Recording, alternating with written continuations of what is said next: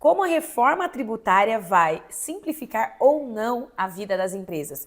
É sobre isso que nós vamos falar nessa série. Eu espero que vocês gostem, que vocês aproveitem muito, porque a reforma tributária, pessoal, vai mudar a forma como as empresas fazem negócio no Brasil. E, de certa forma, também, como sempre, né, o consumidor final, em muitos pontos, ele vai ser afetado. Então, entender essas regras, fazer as simulações e colocar tudo na ponta do lápis vai fazer muita diferença daqui para frente. Eu sou a contadora Thaís Almeida, especialista em contabilidade e tributação de criptoativos. Vamos juntos!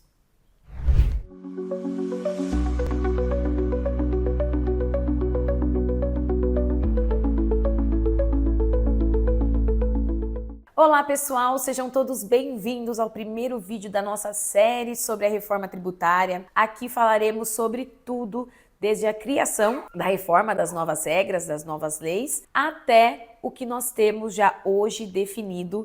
E já lembrando e informando vocês que na data desse vídeo, né, hoje é setembro de 2025, nós ainda temos muitos pontos da reforma a serem regulamentados, a serem alinhados e definidos, como, por exemplo, até mesmo, né, a alíquota dos novos tributos. Então, o que é a reforma tributária? Vamos começar a falar aqui o que é a reforma tributária, como que ela surgiu, por que ela surgiu, e todo esse entendimento, esse pequeno contexto é importante para a gente entender, de certa forma, como as coisas funcionam. Então, o que é a reforma tributária? Ela é um projeto antigo, né? Muito se falava sempre na necessidade de uma reforma, na necessidade de uma simplificação dos tributos. Lá atrás, quando esses tributos eles foram criados pela nossa Constituição, eles tinham um formato. No decorrer, né, com a criação de novas leis, de novas normas, tudo isso foi ficando muito burocrático. Então o ICMS era o ICMS, surgiu o ICMS-ST, surgiu o DIFAL, enfim, tudo foi ficando muito complexo, uma grande insegurança jurídica para as empresas, né, por conta de tantas leis, de tantos entendimentos. Tudo aqui no Brasil gera discussão, principalmente quando a gente fala da temática tributária. Então, foi se entendendo a necessidade de uma simplificação no nosso sistema tributário. Então, o primeiro ponto, né, que muita gente me pergunta, Thaís, mas vai gerar a simplificação? E qual que é o meu entendimento? Meu entendimento é que sim, que vai gerar uma simplificação. Quando nós falamos, por exemplo, de ICMS, pessoal, quem conhece, quem trabalha, já trabalhou com ICMS, tem empresa que paga ICMS, sabe o tamanho dessa burocracia. E aí quando nós falamos de ICMS, nós estamos falando de um tributo estadual, que cada estado tem as suas próprias regras. Quando nós falamos de ISS, nós estamos falando de um imposto municipal, onde cada município dita suas regras. Então aí nós estamos falando de mais de 5.000 municípios no país. E fora as leis federais que valem para todos. Então é muita coisa, gente. Quando nós pensamos na possibilidade de uma reforma tributária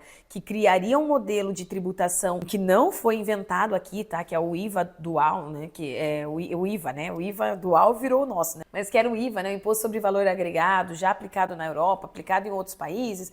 Vemos sim uma unificação, né? Uma simplificação. Então a nossa proposta passou, eu não vou entrar aqui em muitos detalhes de como a discussão chegou até sair a nossa emenda, mas foram várias discussões, né? Aqui não ficou só um IVA, né? Ficou um IVA dual, ou seja, vamos simplificar, mas nem tanto. É porque não simplificou em um tributo. Ficou dividido em dois, com a junção de ICMS e ISS, ou seja, o estadual e o municipal se juntarão nessa reforma, formando o IBS, né, formando um único imposto IBS, que é o Imposto sobre Bens e Serviços, e em contrapartida, as contribuições, né, os PIS e COFINS federais, serão unificados, formando a CBS, Contribuição sobre Bens e Serviços. Ah, Thaís, e como que ficou o IPI? O IPI ele não vai ser excluído, ele vai... Até porque, o que aconteceu, gente, nesse meio todo aí da reforma? Nós temos muitos benefícios fiscais no país, né? Nós temos muitas coisas.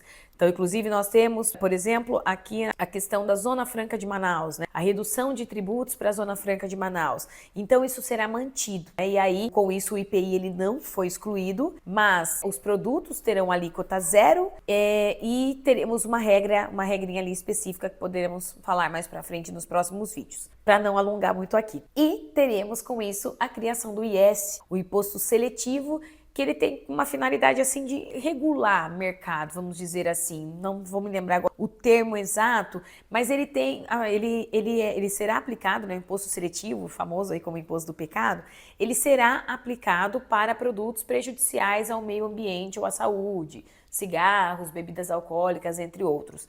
Teremos também uma aula só falando sobre imposto seletivo para fins de conhecimento, para fins informativos. Então, no geral, essa que ficou a estrutura da reforma. Então, quando você pensa, vai unificar? Sim. Vai simplificar? Sim.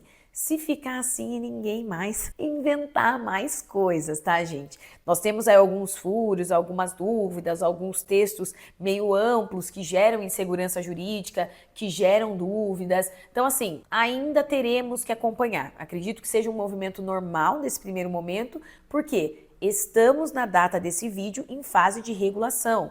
Como eu disse no início, nós não temos ainda nem a alíquota, né? Então ainda tem muita coisa para sair. Então pode ser que saindo essas leis complementares, né, saindo essas regras, nós teremos o complemento necessário para tampar aí esses buracos, essas dúvidas ainda que a lei deixou, ok? Então, a estrutura geral para conhecimento, a reforma tributária, né, os novos tributos IBS e CBS, substituem PIS, COFINS, ICMS e ISS, foram implementados através de uma emenda à Constituição, ou seja, uma alteração na Constituição, que é a Emenda Constitucional 132 de 2023. Após, tivemos a Lei Complementar 214 de 2025, que trouxe as regras gerais para IBS e CBS, que é a qual nós estamos estudando e falando aqui com vocês, o que nos dá base para trazer o conteúdo aqui para vocês nesse início dessa série. E, no mais, nós estamos acompanhando as próximas etapas de regulamentação.